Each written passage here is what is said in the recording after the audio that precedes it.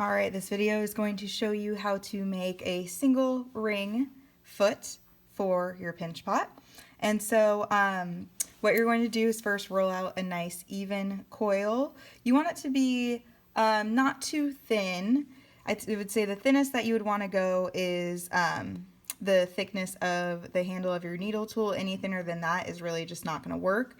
You also want to make sure that it's really nice and even. Something that's bumpy and not the same thickness all the way across is not going to end up working well as an actual foot. So what you're going to do, roll out a nice coil, make it a little longer than you think you need it.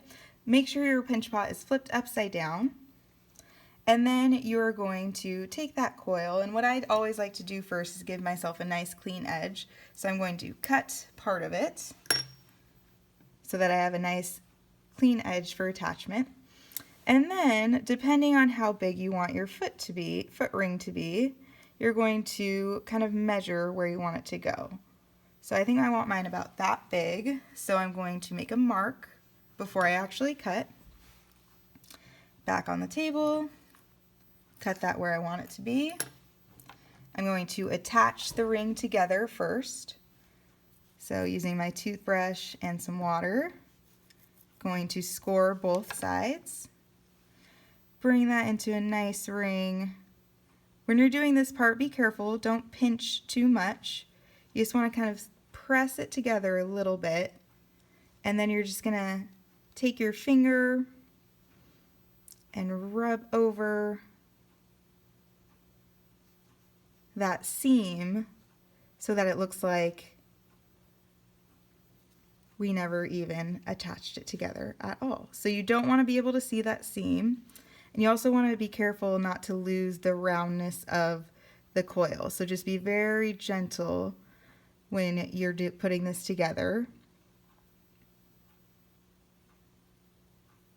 Get that to where it's looking nice and clean. If there are any cracks, if you start to see any cracks forming, I'm using really wet clay, so there's not too many cracks. Make sure you just rub over them with a wet finger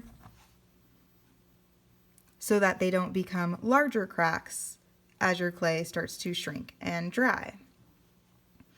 Alright, so now I've got a nice looking ring. Now I'm going to figure out, okay, where do I want this to go on my pinch pot? Right there is about good. You want to center it as best as you can. And then what I always like to do once I get it centered, because I have to take this off and then reattach it by scoring, is I will take my needle tool and very lightly trace around the inside of where I'm going to be placing this. This also helps me know where to score. I'm going to take this off. Use my wet toothbrush to score the underside. Always make sure you're scoring. Score where I'm going to be attaching.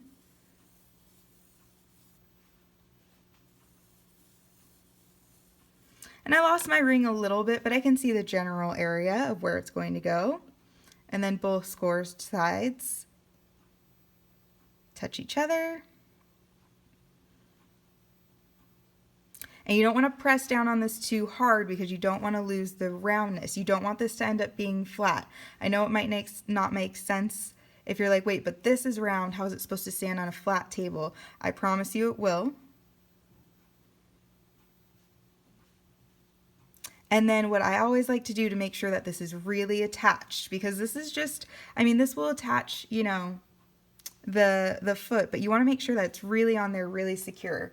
So I take my wooden modeling tool, I'm going to take the curved side, I'm going to make sure that the side that's curved down is pointing down, so I'm not going to hold it this way. I don't want to use this side, I want to use this curved side. I'm going to point that down, and on the inside I'm going to pull the clay down. So you just grab a little bit of clay from the coil, about halfway down the coil, not from the top, and you pull it down.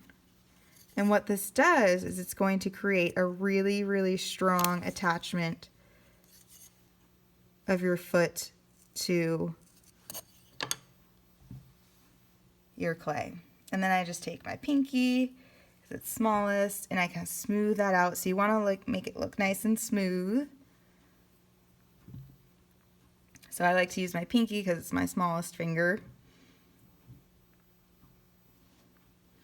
And then make sure the top looks nice and smooth too.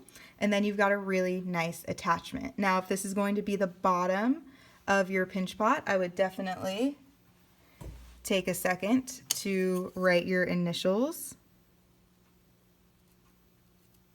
and your period.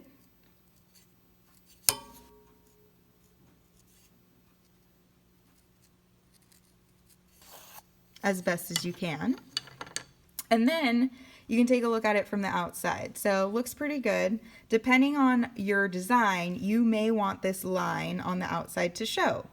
But so you can just leave it as is. One thing you want to make sure that if you're done, if the clay is still really wet, you don't want to put this right side up right away, because what that's going to do is it's going to squish the foot down because the clay is still too wet. So you can use a hair dryer to blow it dry, get it a little dry, or you can just kind of set it off to the side, or when you wrap it up in your bag, wrap it up, but make sure it's sitting on the lip side like this and not face down like this.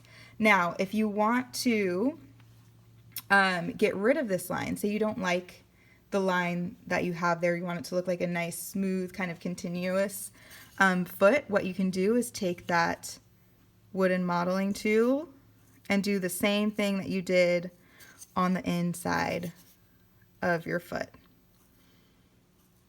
So just grabbing the clay from about halfway down, pulling it into your pinch pot.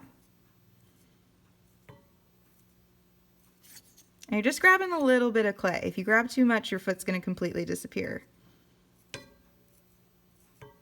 And then taking your finger with a little bit of water on it and smoothing that over. So you don't have to do this on the outside. I definitely suggest doing it on the inside. But you can see the difference design-wise on how that looks. So this, as opposed to how it was before, with kind of that line going through it. So depending on what you want for your foot and how you want it to look when it's being looked at, you can either keep it with that line there or you can use your tool and smooth it out.